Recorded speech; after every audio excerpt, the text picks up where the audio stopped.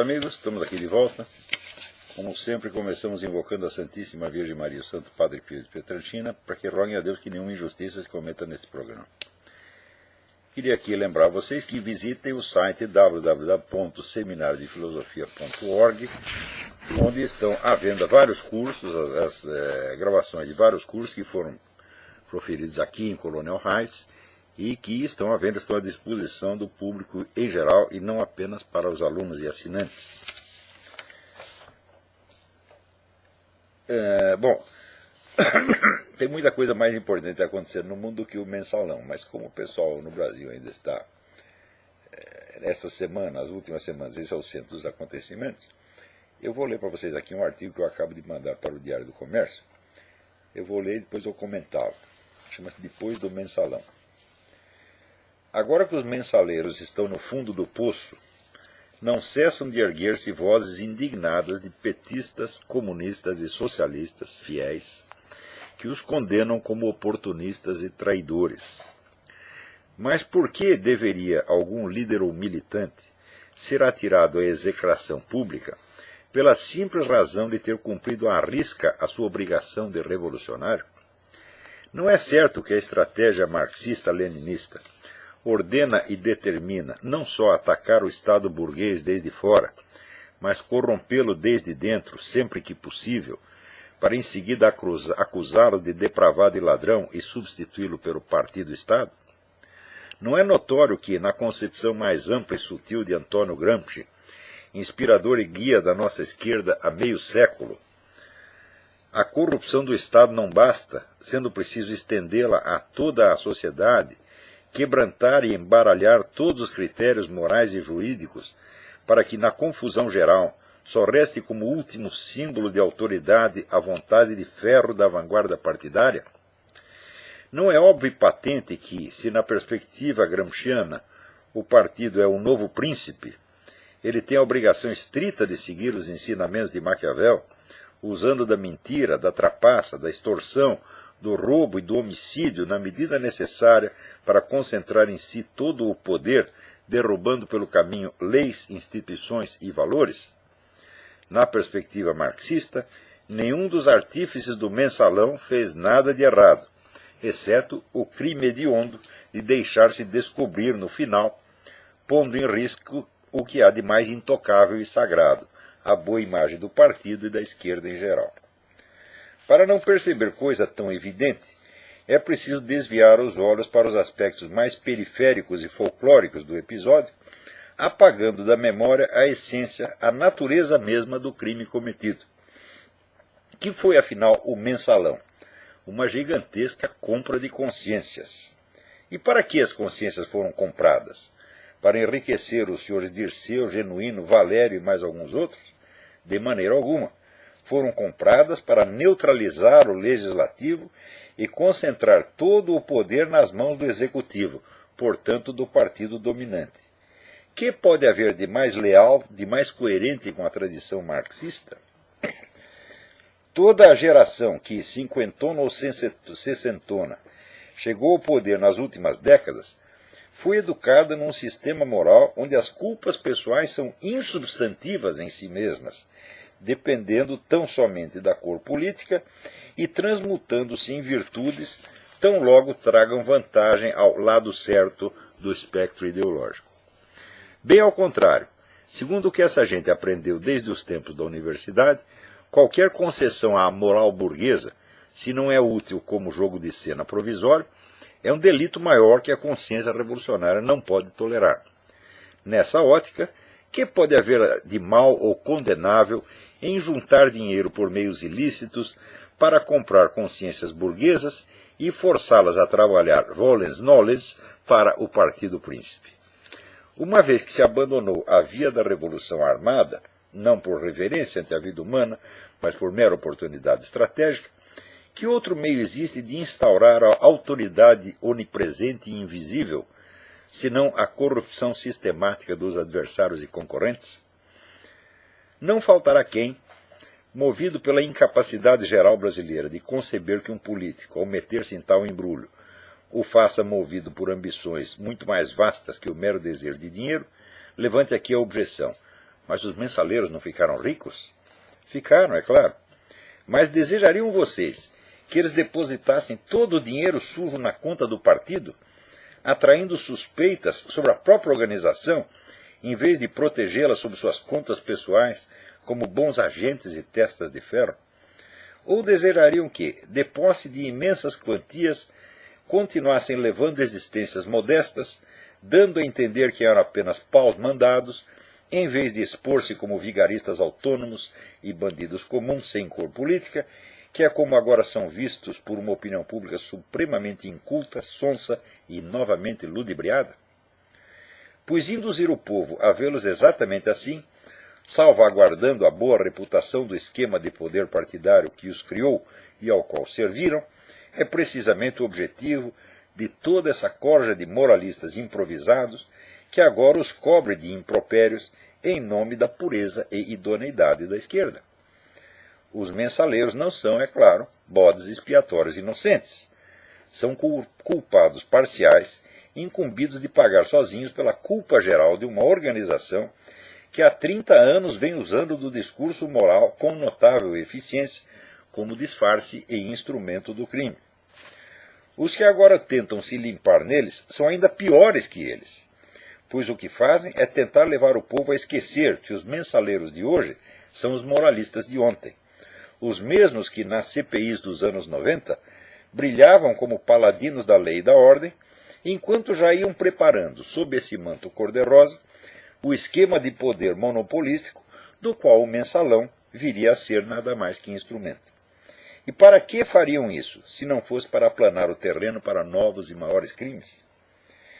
Se os indignados porta-vozes do antimensalismo esquerdista tivessem um pingo de sinceridade, teriam se insurgido anos atrás contra o acobertamento petista das Farc, organização terrorista e assassina, perto de cujos crimes o mensalão se reduz às proporções de um roubo de picolés num carrinho da Quibom. Como não o fizeram, a narco-guerrilha colombiana cresceu até tornar-se, sob a proteção do Foro de São Paulo, a maior distribuidora de drogas no mundo, prestes a receber do Sr. Juan Manuel Santos, sabe-se lá em troca de quê, as chaves do poder político.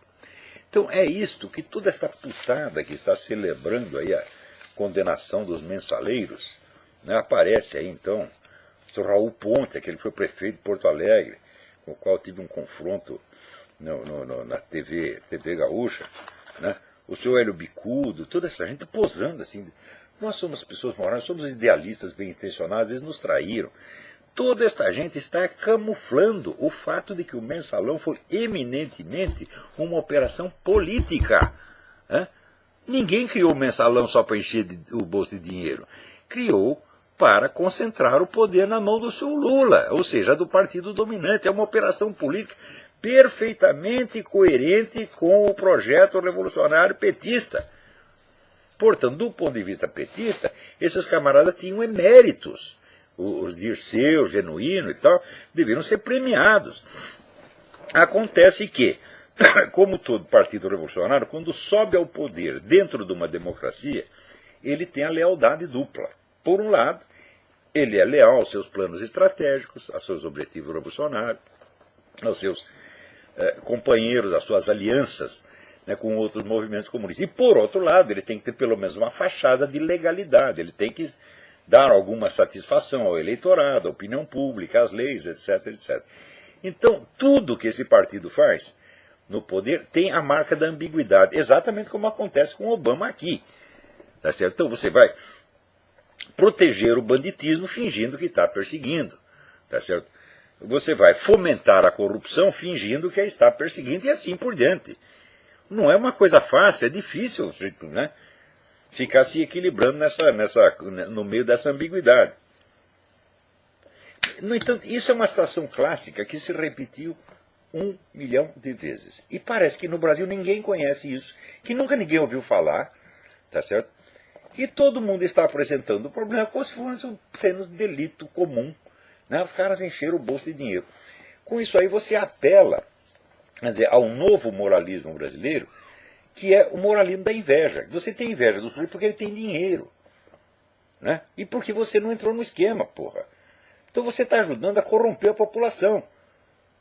Outra coisa, quando você camufla desta maneira as atividades do criminosos do PT, que já se estendem para mais de 30 anos, você está preparando crimes futuros que serão muito maiores do que o mensalão. Serão e já estão sendo, meu Deus do céu. Porque essa aliança PT-FARC, que é a coisa mais inegável do mundo, e que a mídia, quando menciona até em dúvida, será que existe? Etc. Meu Deus, leiam as atas do Foro de São Paulo. Veja a intensa participação dessa gente. Veja que o Lula presidiu o reunião do Foro de São Paulo junto com o Manuel Marulanda, que era o comandante das Farc. Quer dizer, é a aliança mais profunda e sólida que pode haver. Mas a aliança é no campo mais ou menos clandestino e não aparece na mídia. Não aparece na mídia por quê? Porque sempre tem os agentes simpatizantes petistas para sumir com a notícia desagradável. Então, essa gente toda está enganando a população. E esses novos moralistas, tipo Hélio Bicuda, a mim não me convence. Não que sejam pessoas conscientemente desonestas, mas tem aquela desonestidade profunda de todo esquerdista. Desonestidade que chega ao ponto, olha, me mostraram no YouTube um vídeo do Mino Carta, né, lançando a culpa de tudo na direita. Quer dizer, a direita, foi a direita então que cometeu os crimes do PT? Foi, porque segundo o seu Mino Carta, até Stalin é de direita. Porque eles, olha, eu defino esquerda assim, esquerda é o que luta pela liberdade e a igualdade. Se é contra isso, é de direita. Então, meu filho, todos os regimes comunistas do mundo foram de direita. Então, nesse caso, eu só posso ser esquerdista, porra. Quer dizer, quando você chega a este ponto de falsificação e inversão, né, da linguagem, é porque não tem mais escrúpulo nenhum. E onde você perdeu todo escrúpulo, eu digo, você só não rouba se não tiver oportunidade, porra. Só não mata se não tiver a arma. Ou seja, estão implantando no Brasil a mentalidade criminosa. A mentalidade criminosa que às vezes se camufla dos objetivos mais belos, mais humanitários que você pode imaginar. Veja, saiu aqui um artigo de um cidadão chamado Bob Fernandes, aqui, sobre homofobia. Neste ano, 165 homossexuais e transexuais foram assassinados no Brasil. No ano passado, os mortos em decorrência de escolha sexual foram 266. Por esse motivo, o Ministério da Educação pensou em levar esse debate para as escolas. E daí veio toda a história do kit gay, essa coisa. Tudo está ele aqui defendendo, né? O kit gay tem que ensinar todas as criancinhas a aceitarem os homossexuais, etc, etc. Acontece o seguinte, em primeiro lugar, o Brasil tem 50 mil homicídios por ano.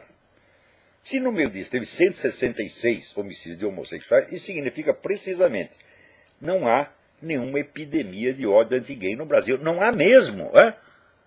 Se tivesse 166 homicídios de homossexuais em Londres, não digo em Londres, mas sei lá, em Estocolmo, seria alarmante.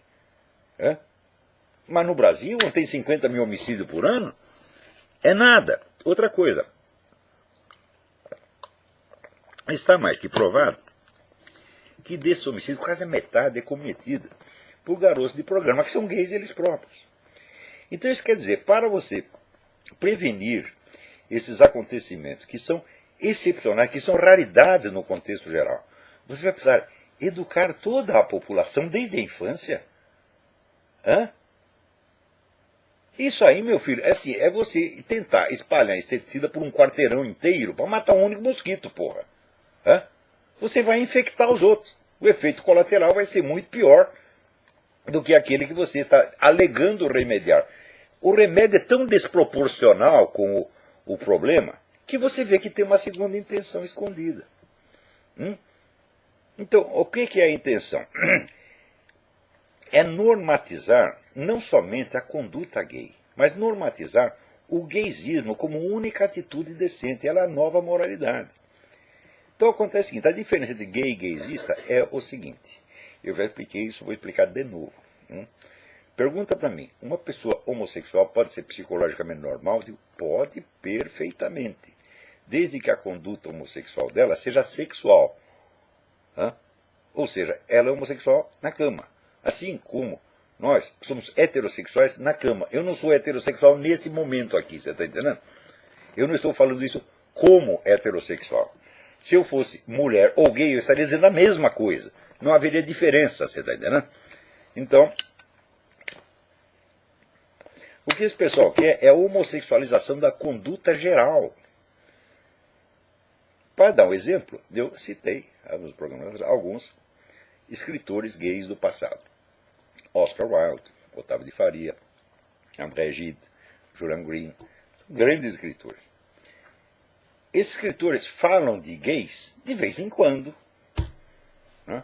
O Julian Green, por exemplo, escreveu uma peça chamada O Sul, que é um caso de homossexualidade entre dois oficiais do Exército Confederado, durante a Guerra Civil.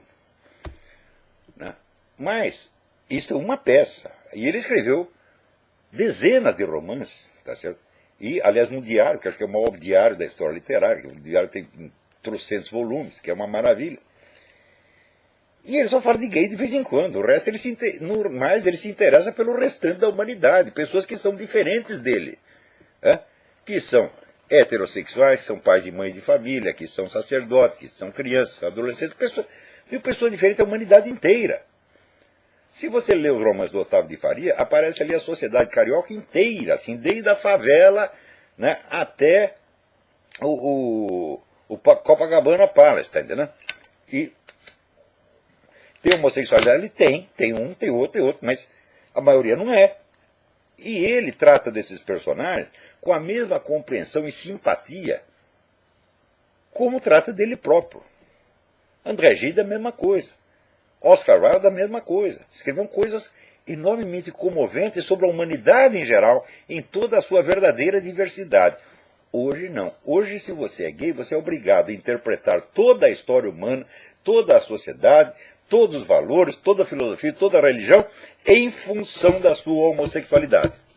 A homossexualidade virou a chave da compreensão do universo. E isso, evidentemente, é loucura.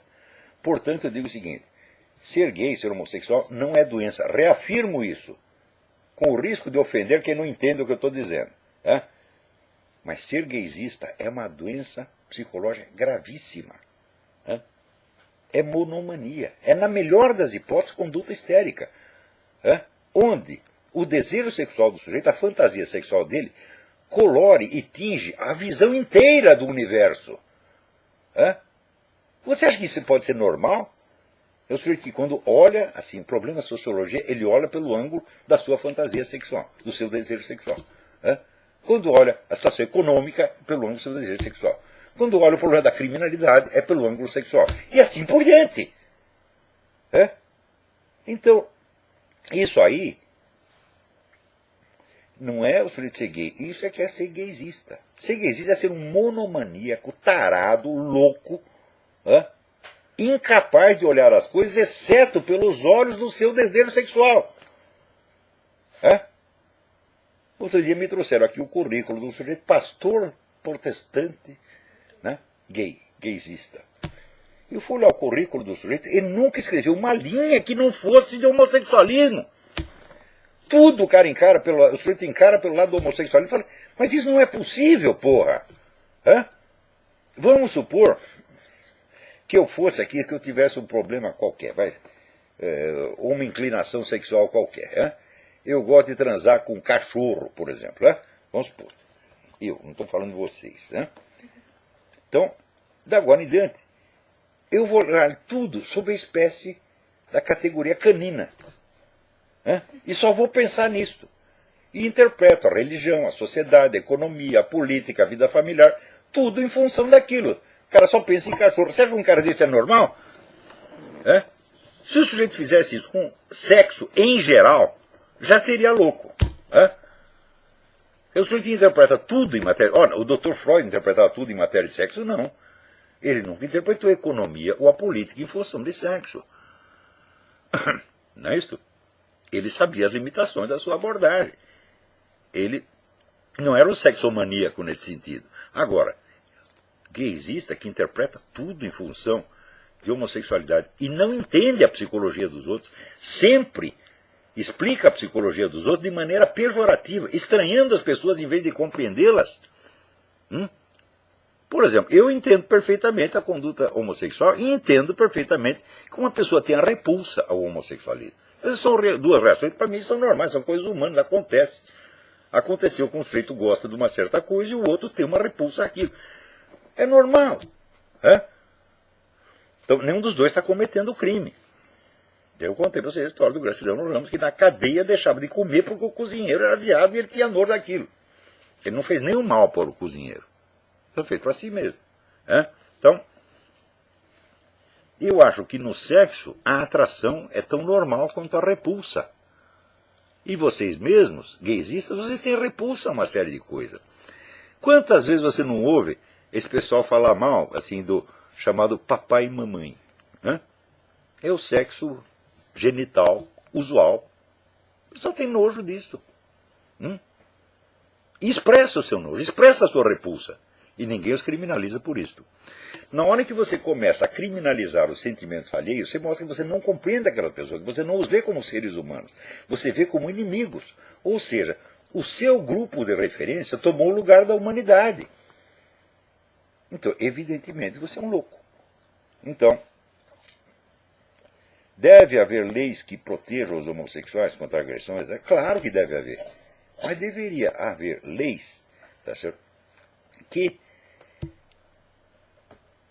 punam esse tipo de conduta, que só serve, vamos dizer, para criar a confusão moral na sociedade e mais ainda fomentar o crime. Na hora em que um sujeito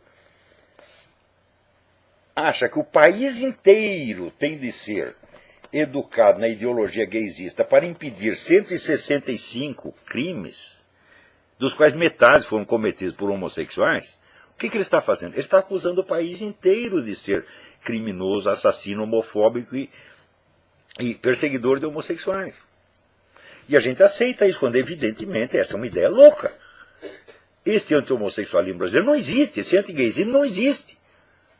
O que existe, meu filho, são garotos de programa, homossexuais eles próprios, que comem os fulanos e depois os matam, porra. Agora, você sabe que isso é verdade.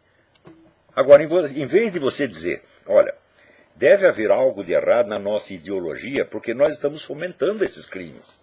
Em vez de você fazer isso, que é a verdade, você acusa o país inteiro e quer, nós temos que educar todas as crianças para ser gaysistas, porque senão eles vão continuar matando homossexuais. É a ideia mais insultuosa, mais monomaníaca e mais tarada que eu já vi na minha vida. Então, quer dizer, são pessoas desse tipo, como esse Bob Fernando, como o seu Mino Carta, que educam a humanidade. Você vê, quem cria e dissemina as crenças que dominam a população hoje? São dois tipos de pessoas, a turma do jornalismo e a turma do show business. Eles criam a religião dominante, os valores, as crenças, os critérios de julgamento, os critérios do bom e do mal, ou do conveniente e do inconveniente. Eles absolvem e condenam, eles aplaudem e vaiam, tá certo? E a massa os segue. Então esta gente é a casta sacerdotal hoje, eles são os guias morais da humanidade. Agora pergunto eu, que preparo e que qualificações tem jornalistas e pessoal do show business para esta função? Qual é o treinamento que eles recebem? O treinamento que eles recebem, o pessoal do show business, é em festinha de embalo, é tomando pico, tá certo? É embolsando dinheiro público, é esse o treinamento que recebem. E vocês se deixam educar por esta gente. Eu fico consternado quando vejo algum homem bom, às vezes um militar, um sacerdote, uma coisa, ser entrevistado por um desses canalhas na televisão e tratar o cara com respeito.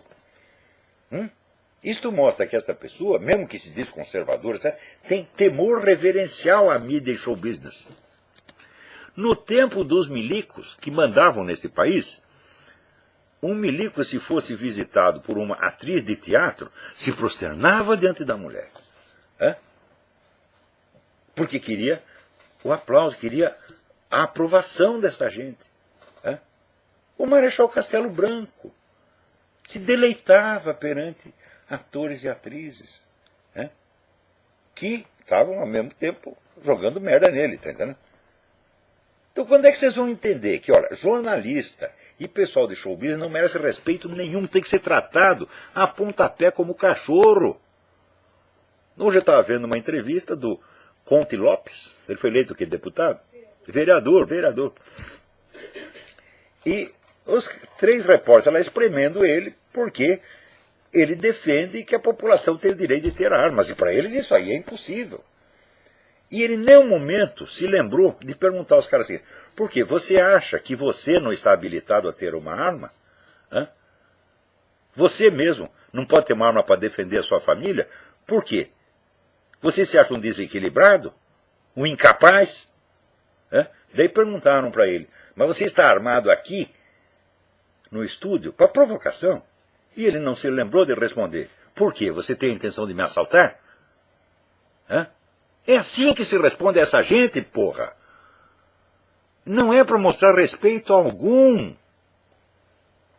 Vocês estão lidando, quando vocês apresentam um jornalista, ou dirigente do show business, vocês estão apresentando a pior gente que existe, a gente de moralidade mais baixa que existe. E você os trata com respeito, reverência, como se fossem sacerdotes. Hã? É claro, a religião ainda tem uma grande influência, mas não é através dos grandes meios de comunicação, é pessoal, é através das igrejas, escolas, etc, etc. Mas é só a grande mídia que cobre o público inteiro. Então o pessoal tem temor.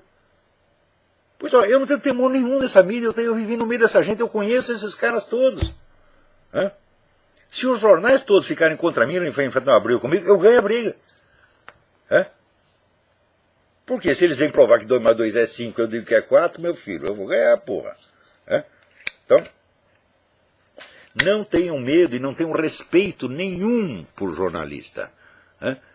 Quando o jornalista for entrevistar você, trate-o como um cachorro. Hã? Impõe a sua regra. Diz, eu te dou uma entrevista, fizer assim, assim, assim, assim, assim, assim.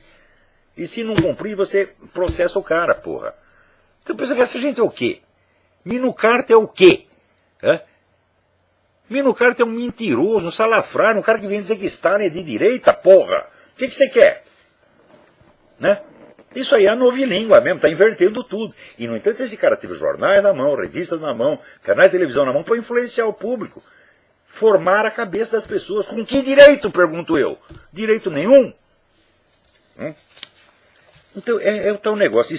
Sempre se fazendo de donos das regras de polidez e querendo impor a você a camisa de força de como você deve se portar. Né? Isso é como na TV gaúcha, os caras não... o senhor está desrespeitando o nosso governador. O que eu ia responder? Mas eu não respeito mesmo. O homem disse que ele é campeão de punheta. Você quer que eu respeite, porra? Hã? Pensa que ele foi campeão de punheta com 12 anos? Não, foi aos 20. E se orgulhava disso. E ainda dizia, eu comi o padre para ele me dar lições de alemão de graça. Ele disse, o cara contava isso, porra. Como é que eu vou respeitar um bosta desse? O Olívio Dutra aparece na minha frente e eu digo, você é um bosta. Hã? E digo, você é um bosta, e digo, por que você é um bosta? Porque um homem de verdade jamais faz essas coisas e muito menos se gaba delas em público. Que daí o PT mandou apreender todos os números da revista onde ele disse isso, mas sobrou um exemplar na mão de quem? Na minha. Azar seu. Peraí, tem alguém na linha. Alô, quem é? Boa noite, professor. Boa noite, tudo bem? É o Dario, aqui de Brasília. Sim, tudo bem. Tudo bem, professor. Eu gostaria que, se fosse possível, o senhor falasse sobre alguma bibliografia de apoio para uma compreensão maior sobre o espaço que a esquerda brasileira teve para produzir e publicar durante a ditadura. As principais obras que eles conseguiram publicar dentro daquele contexto, para que a gente possa... Não há nenhum estudo sistemático sobre isso. Isso é um escândalo. Olha, só tenho 2 fontes para lhe indicar. Na página do embaixador Meira Pena, você vai encontrar alguns artigos onde ele, baseado em estatísticas da Câmara Brasileira do Livro, no anuário da Câmara Brasileira do Livro, mostrou que o período da ditadura foi o período de maior prosperidade da indústria do livro esquerdista no Brasil.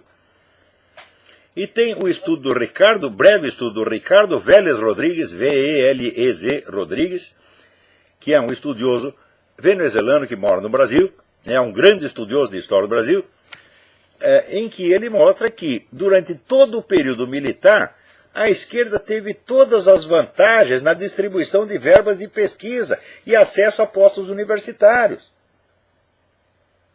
Ou seja, O próprio governo ajudou a esquerda a se tornar dona dos meios do aparato educacional durante a ditadura. Então aí ficou tudo muito fácil, porra. Agora, um estudo profundo ninguém fez, porque um estudo desse precisa tempo. Agora, proponha uma tese dessa numa universidade, vê se os caras vão aceitar. Não aceitam.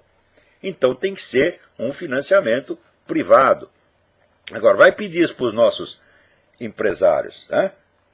Olha, eu durante 10 anos eu pedi a pessoal de exército, a pessoal de empresas, a pessoal de ONGs conservadoras, ajuda para formar uma equipe para estudar o fenômeno da hegemonia esquerdista na mídia naquela época, 20 anos atrás. Consegui um tostão? Não consegui. Porque aquilo eu não podia fazer sozinho, eu precisava de uma equipe de umas 15 pessoas para pesquisar aquilo. Então eu não vou botar as pessoas para trabalhar de graça para mim. Então, eu não fazia questão de ganhar um puto com isso, mas não posso botar as pessoas para trabalhar de graça. Não consegui ajuda nenhuma. Se tivesse feito essa pesquisa 20 anos atrás, já teria quebrado essa hegemonia pelo menos 10 anos atrás, e a situação hoje seria muito diferente. Mas esse pessoal só pensa, mas o prazo de consciência histórica dessa gente é uma semana para frente e uma semana para trás. Fora disso, eles não entendem nada.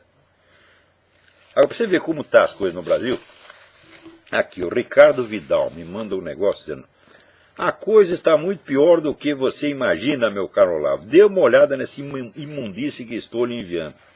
Tudo que você afirma que vai ocorrer nesse país à deriva acontecerá bem antes do prazo previsto. E assim vai. Daí ele me manda aqui uma lista dos nomes de candidatos a vereador, deputado, em vários lugares do Brasil.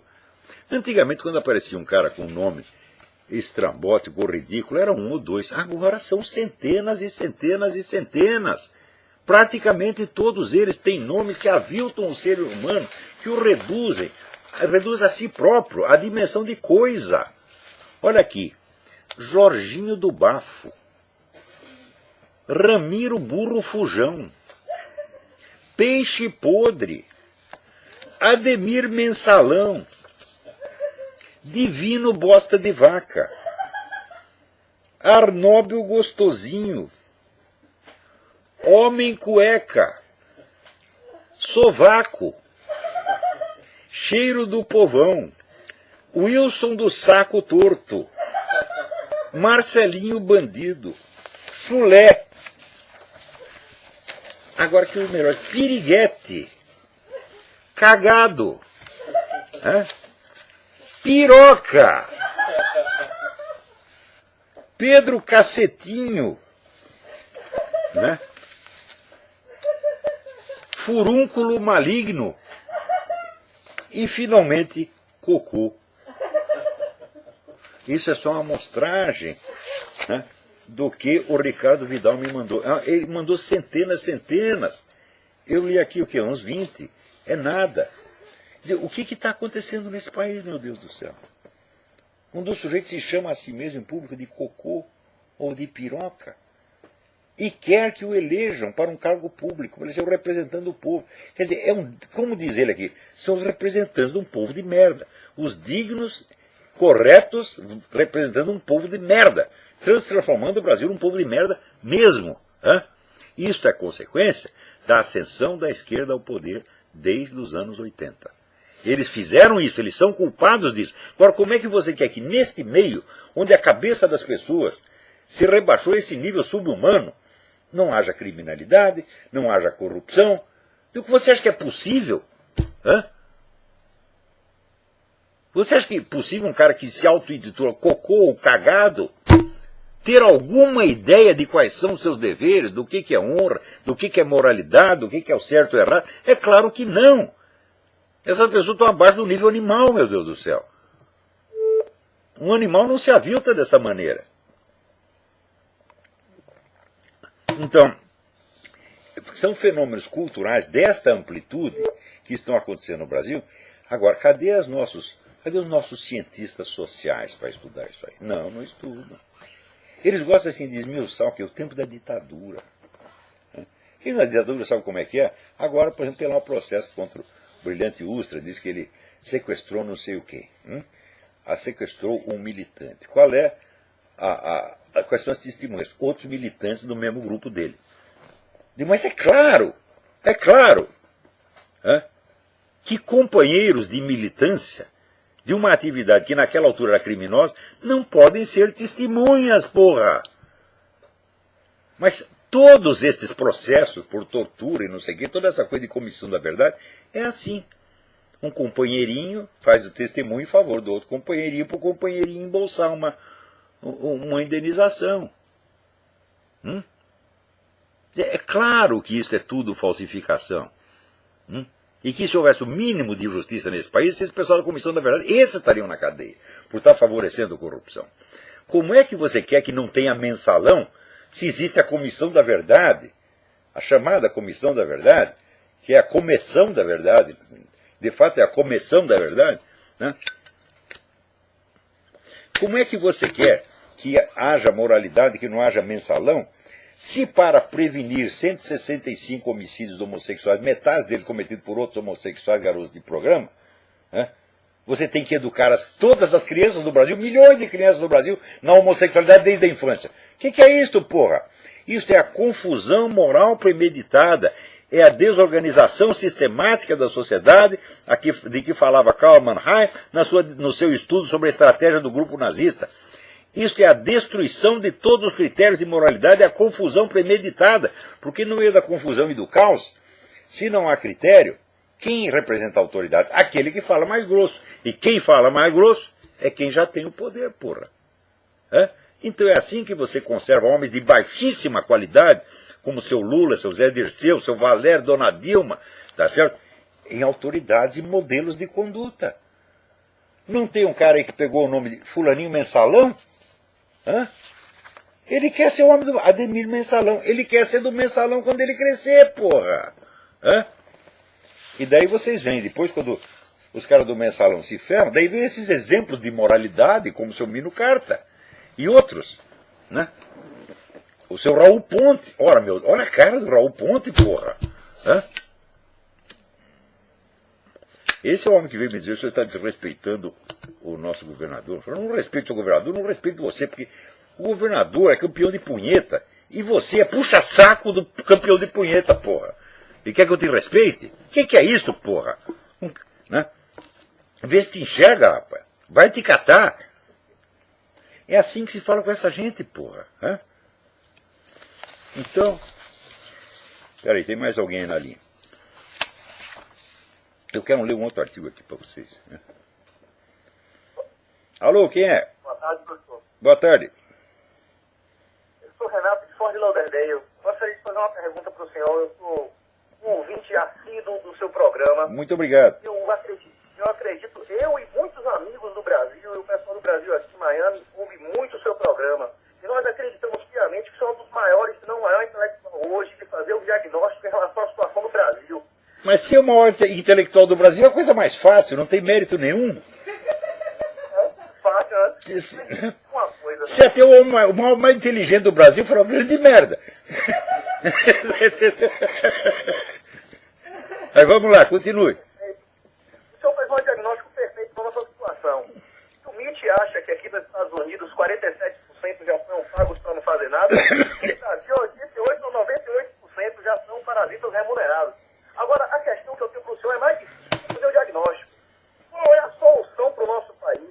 Inclusive, esse ano, a nossa presidenta, não é isso? Criou um artigo extra no Código 288A do Código Penal, criminalizando até a tentativa de se organizar contra esse governo, não é isso? Pois é. Olha, solução a curto prazo não tem. O que tem é o seguinte: nós temos que recivilizar o Brasil. Para isso tem que fazer, vamos dizer, uma nova geração de gente preparada, intelectualizada, educadores. Para que a muito longo prazo porque educação funciona em círculos concêntricos. Você tem que educar primeiro a elite para depois expandir até chegar no povão. Isso leva muito tempo, porra. Solução de curto prazo? Não tem. Não tem. Só se fizesse uma farta distribuição de supositórios explosivos. Né? Aí sim. Seria uma solução. Seria a solução. Supositórios explosivos para todos, deputados, senadores, presidente da República, ministro de Estado, né, chefe de departamento, quer dizer, até o penúltimo escalão, né, tem que sobrar assim, só, vamos dizer, de escriturário para baixo. Esses não estão corrompidos ainda. De escriturário para cima, meu filho, todo mundo está vendido e não sabe que está. As pessoas são corruptas e não sabem que são. Ficam condenando os outros, porra. Mas ali, assim, é o cocô acusando a merda, tá entendendo? É horrível isso. É horrível, porque todo mundo, com aquele discurso moralista, né? Tentando se fazer de superior e tal. Mas quando você vai ver, o outro é um ladrão, filho da puta também. Então, eu reconheço que o trabalho que o senhor faz de conscientização é um trabalho extraordinário. A questão é que esperar que se forme uma elite é uma questão complicada. Porque o futuro do Brasil é de degradação. Pois é. Os acessos aos doutorados, aos mestrados, à produção acadêmica, o acesso aos cargos de divulgação de informação, como as cátedras federais, elas são cada vez mais políticas e direcionadas às pessoas que dizem as coisas erradas. Você tem toda a razão, toda a razão. É exatamente isso que está acontecendo. Mas escuta, a gente está fazendo nosso trabalho de formiguinha, né? É a história do passarinho que fica jogando uma gotinha para apagar incêndio na floresta. É o que dá para fazer e quer saber, eu vou continuar fazendo. Eu acho que a gente tem que fazer a coisa certa. Se vai dar certo ou não, é Deus que decide. Eu não estou preocupado com isso. Se vai dar certo ou não, eu faço a minha parte e vou continuar fazendo o máximo que eu posso. Se os outros fizerem também, quem sabe a gente vai juntando força e a coisa melhor. Agora, não vou ficar esperando os outros e nem fazendo planos políticos. Eu acho que qualquer atuação política agora é ridícula. Mas na esfera cultural, educacional, podemos fazer muita coisa e vão continuar fazendo por muito tempo. Muito obrigado, professor. Obrigado eu. Uma alegria ouvi-lo. Vamos ver se dá tempo aqui de eu ler mais um artigo sobre o debate que houve aqui. Então lá, o artigo chama-se Raiva e Medo. Humilhado no primeiro debate, Obama voltou à carga equipado da sua arma psicológica predileta. O ódio camuflado, transmutado em afetação de sentimentos humanitários e patrióticos, carregados daquela estranha pungência, daquela intensidade passional de que falava William Butler Yeats, fonte da força hipnótica com que a personalidade psicopática dos líderes revolucionários se impõe à credulidade das massas. Obama defendeu sua posição com a tenacidade feroz de quem luta por algo mais que a mera sobrevivência política, de quem sabe que, se perder o cargo, não terá mais o aparato presidencial para defendê-lo contra a investigação de um passado que ele tem boas razões para manter secreto. Secreto é modo de dizer. Ninguém nos Estados Unidos ignora que a biografia oficial de Obama é um tecido de lendas, que seus documentos são falsos e que, pouco importando onde haja nascido, ele subiu à presidência nas asas do maior blefe político de todos os tempos. Como todo blefador, ele sabe que sua posição é frágil. Tão frágil que até seus adversários se esquivam de desmascará-lo, porque sabem que seria tremendamente fácil fazer isso, mas temem ser os portadores de um escândalo 1000 vezes mais deprimente do que o caso Watergate. Quando está fraco, finja que está forte, recomendava Sun Tzu. Obama segue o conselho à risca, elevando o tom de voz sempre que lê nos olhos da plateia a suspeita latente que de um momento para outro pode explodir numa tempestade de acusações irrespondíveis. Como todo psicopata, ele busca transformar suas vítimas em cúmplices, explorando a natural inibição de admitir uma decepção mais funda do que sentem que podem suportar. Nas entrelinhas, todo o seu discurso é uma confissão involuntária do ódio que esse homem notoriamente desprovido de simpatia pessoal por quem quer que seja, sente ao país que o amou e honrou infinitamente acima de seus méritos. O documentário de Dinesh de Souza, 2016, mostrou isso claramente. E o psiquiatra forense Andrew G. Hodges, que tem uma longa carreira de sucessos na leitura do subtexto camuflado nas falas dos criminosos, chegou exatamente à mesma conclusão ao examinar os livros e alocuções públicas de Obama. Leiam The Obama Confession, Secret Fear, Secret Fury, Village Publications, 2011, e digam se é exagero. Há um breve resumo no YouTube com esse mesmo título, The Obama Confession, em 7 partes. Toda a atuação pública de Obama é uma rede enormemente complexa de diversionismos e camuflagens.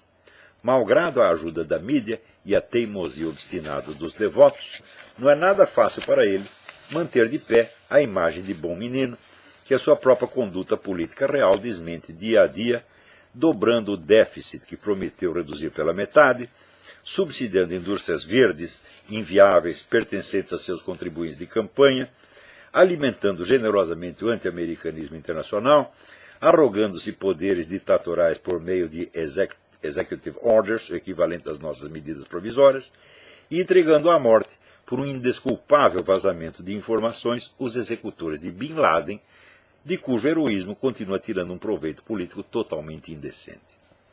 Não espanta que em 4 anos ele tenha envelhecido 20, buscando agora disfarçar a debilidade por meio de performances vocais cada vez mais forçadas e menos persuasivas.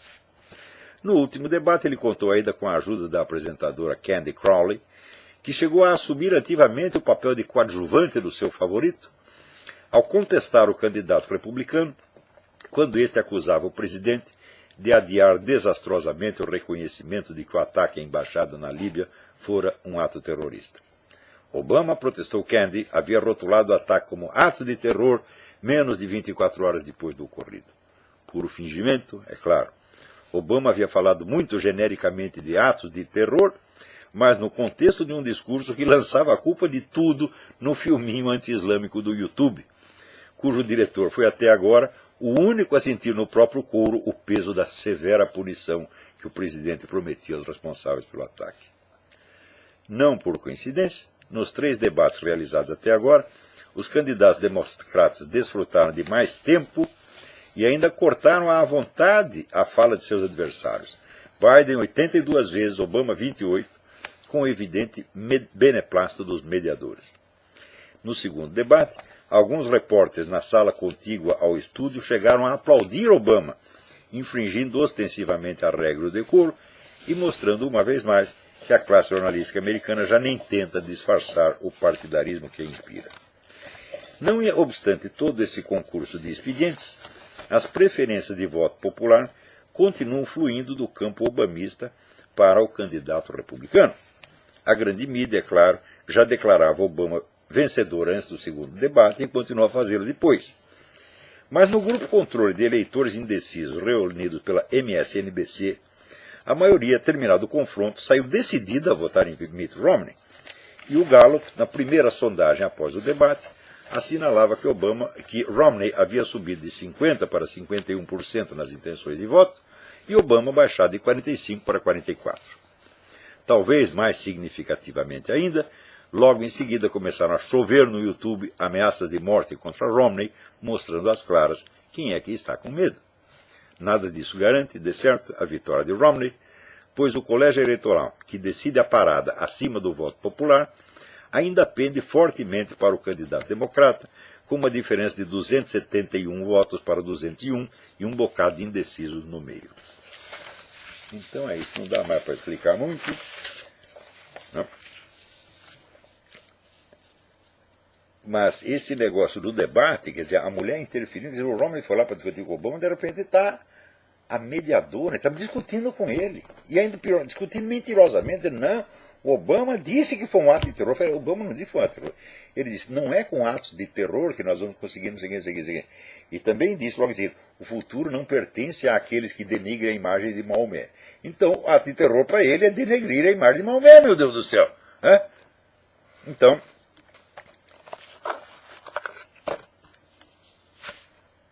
bom, eu acho que hoje não há mais nada aqui. Quer dizer, tem uma notícia, mas não vai dar mais tempo. Então é isso. Se você tem algum dinheiro e é investidor, eu vou lhe dar um conselho. Não costumo dar conselho para investidores. Mas acontece o seguinte, que aqui já está altamente desenvolvida a tecnologia do que eles chamam de impressão em terceira dimensão. Quer dizer, são máquinas que imprimem qualquer coisa que você projete, cria aquilo em 3 dimensões, em qualquer material possível. Isso quer dizer que você pode imprimir um automóvel. Você desenha as peças, coloca ali, coloca o material, tá, e pum, vai saindo peça por peça. Quando sair todas as peças, você monta e está ali um automóvel. Então, o futuro disso é assim, um negócio ilimitado. Tá certo? É como os caras estão dizendo, não, isso é o fim da fábrica, como nós a conhecemos, as coisas passaram, tudo vai passar a ser fabricado de uma outra maneira completamente diferente. Né? Então, se você tem dinheiro e quer investir numa coisa de futuro, tá aí um negócio que tem futuro. Ainda vai demorar um pouco, também não está assim, né? Não dá para você fazer um foguete espacial em casa, tá certo? Mas o crescimento disso vai ser exatamente o que foi o crescimento dos próprios computadores e da internet. Né? Então, eu não tenho dinheiro nenhum, eu não vou investir em merda nenhuma, mas se você tem, né? Eu, às vezes, sou até um bom analista desse negócio. Infelizmente, eu não tenho tempo para ir atrás dessas coisas. Então, fica aí uma dica. Até a semana que vem, muito obrigado.